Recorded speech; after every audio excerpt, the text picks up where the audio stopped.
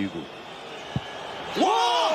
Oh, il a mis trop de puissance et ça passe largement au-dessus de la transversale à la 84e minute. Harry Kane qui manque sa frappe.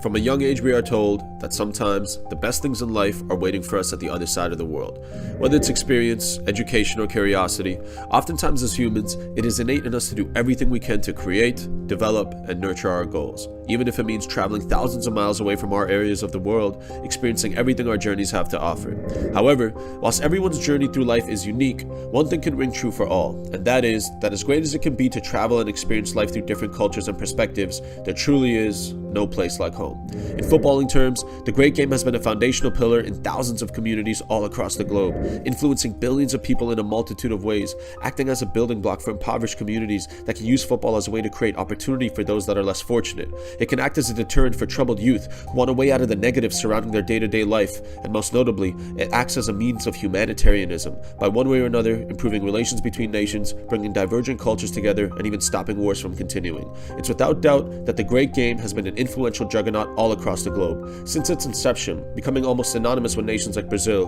who hold the record for winning the most World Cups in history, Germany, who have always flexed their dominance, winning 4 World Cups and securing 3 European Cups in the process, Italy, whom even through their turbulent history have managed to win 4 World Cups, as well as France, who have always shown their quality, including back-to-back World Cup finals appearances in recent years, as well as many others. However, whilst the impact has been great, none of these legendary nations can say that they were responsible for the inception of the great game. That incredible honor was bestowed during the early 12th century to none other than England. An incredibly fascinating European football power whose legacy suggests that they are one of the most important and influential national sides in the history of the game. England are not only responsible for creating the game of football, but also popularizing it. An argument could be made that the global spread of football could not have taken place without the evangelical efforts of British entrepreneurs, teachers, engineers, soldiers, and sailors who took the sport to Europe, South America, and all corners of the empire. The English would continue to heavily contribute to the development of football, introducing structure and regulations in 1848 and creating the first ever football association in 1863, when a group of Englishmen got together for a meeting at a local establishment in Britain. It goes without question that the English have had one of, if not the greatest impacts on football throughout the history of the sport. Yet in present day, when looking back and attempting to identify the most successful national teams in history in terms of major trophies,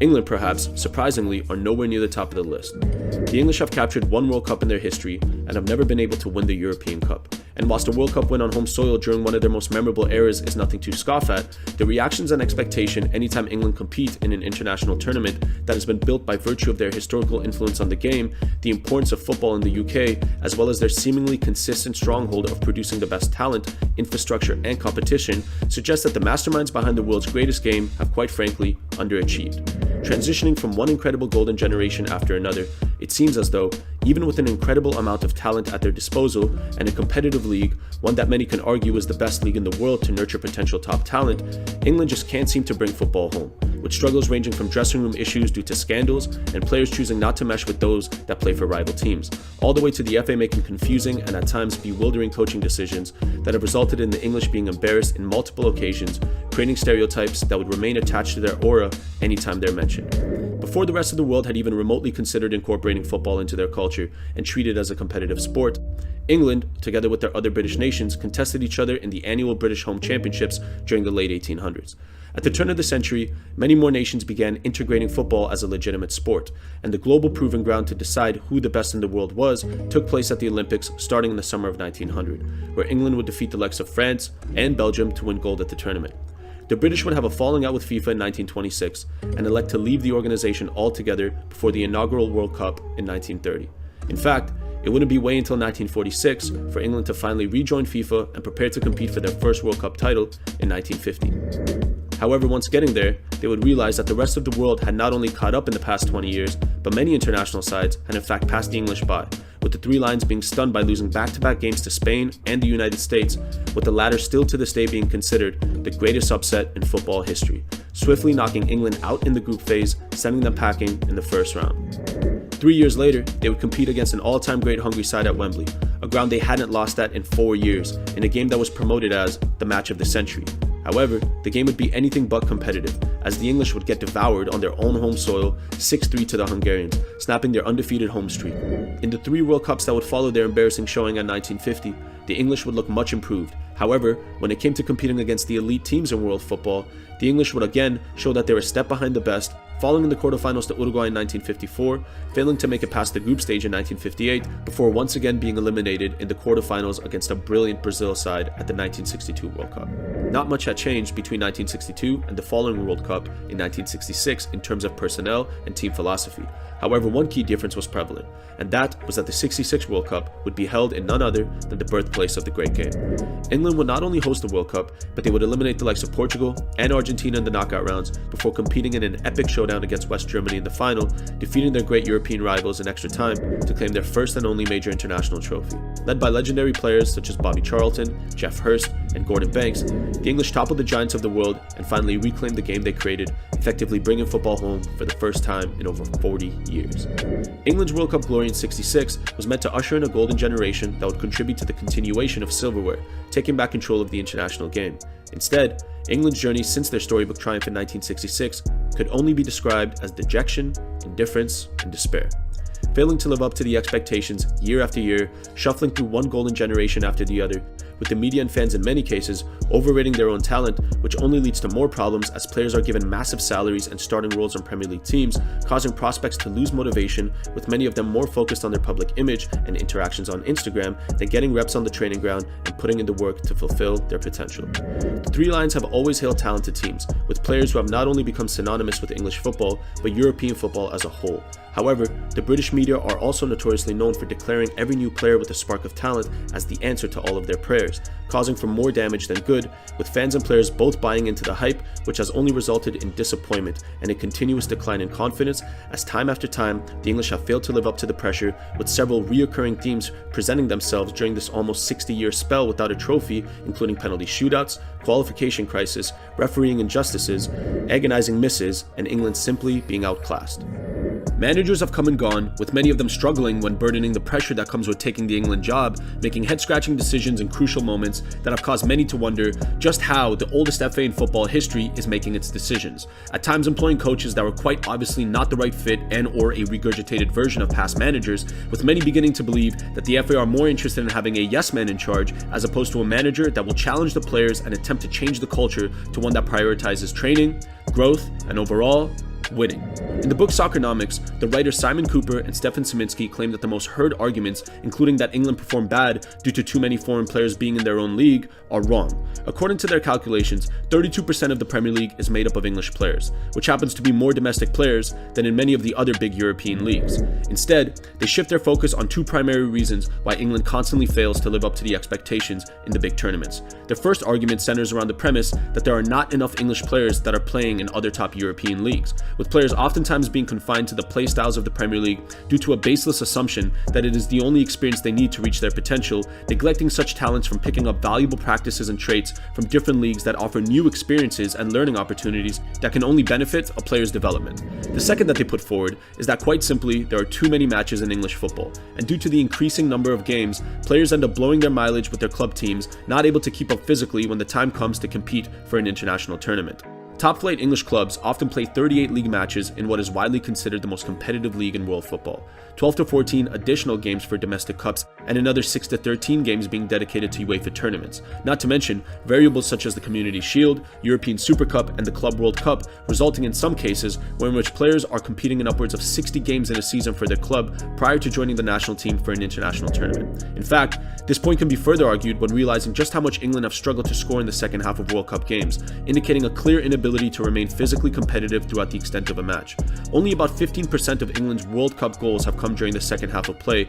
in big international tournaments since 1998. Another aspect that may have played a factor as to why England have underachieved could be due to the fact that the FA has mostly only ever considered English managers for the national team job, with Sven-Goran Eriksson and Fabio Capello being the only two non-British managers to ever be hired to take control of the helm and to try to recourse the potential of the Three Lions. Although neither of those managers can say that they succeeded during their spell in charge, the numbers show that a higher frequency of winning games as well as qualifying for international tournaments were achieved when a foreign manager was coaching. In recent memory, England have been knocked out after a penalty shootout in the 1990, 1996, 1998, 2004, 2006, 2012, and 2020.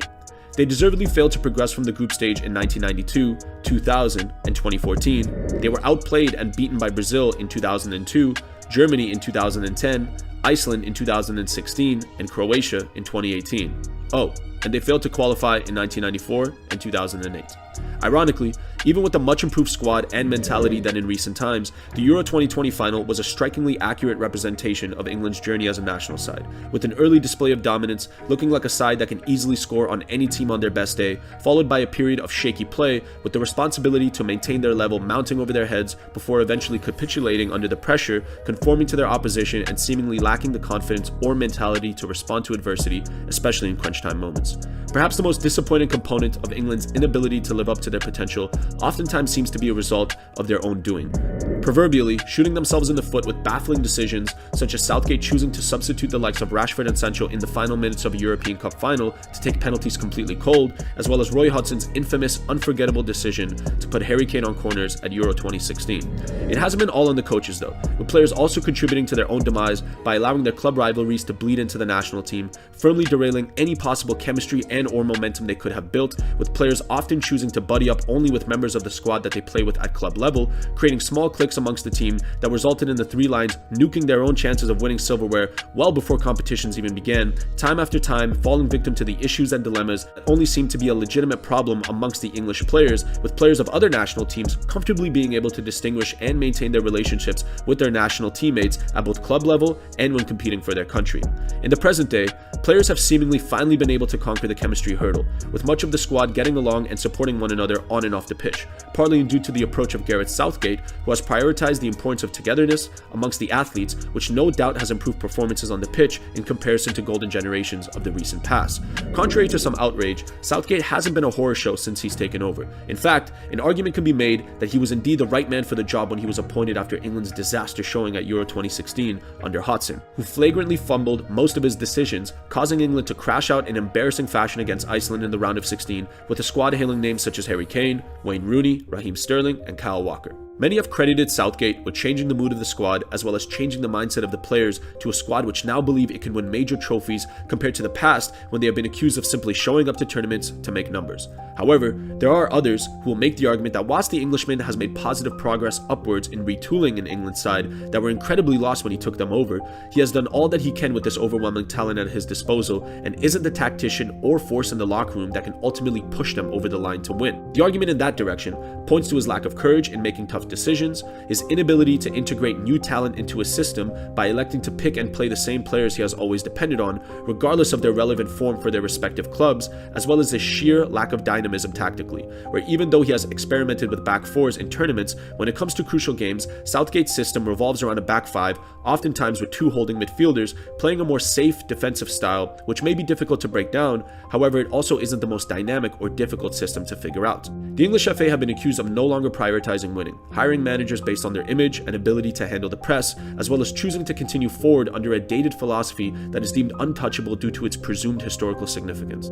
Although England looked every bit competitive and together during their World Cup campaign in 2022, they would suffer an all too familiar fate, losing to eventual finalists France in the quarter-final, with captain Harry Kane scoring a penalty to bring them level before being tasked with doing the same in the 82nd minute. However, the second time, he would sky it into the top row, once more failing under the pressure and settling for defeat, with many pundits and former players insisting that getting rid of Southgate and or changing the direction of the team would be the wrong move. As to them, his performances at international tournaments compared to the trajectory of the squad prior to his arrival should allow him to stay for as long as he chooses to.